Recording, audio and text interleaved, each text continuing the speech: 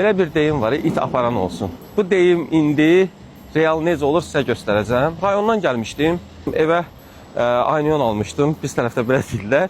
Və maşından gördüyünüz kimi yükləri digər maşına yükləyirəm, Rəsulla Beydəyəm. Və it gəlir, iyniyir və 5 kilo əti götürür, aparır.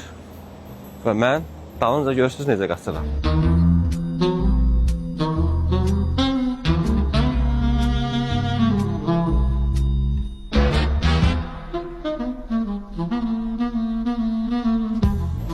Və görürəm uşaq orada tək qalır. Getsəm də dalıcan da onu tuta bilmirəm. Və it götürür əti, digər kamera görüntülərində görürük, aparır, balaları ilə yeyir. İt aparan olsun, baxın dostlar, belə olur. İndi aparsan, indi orada toğ da var, toğ aparardım.